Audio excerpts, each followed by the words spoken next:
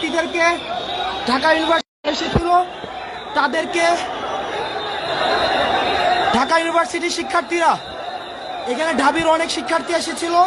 তাদেরকে আমাদেরকে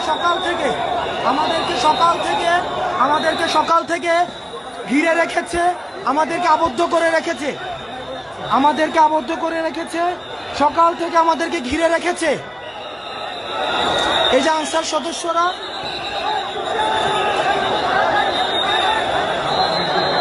আমাদের বিশ্ববিদ্যালয়ের অনেক ছাত্র আহত হয়েছে,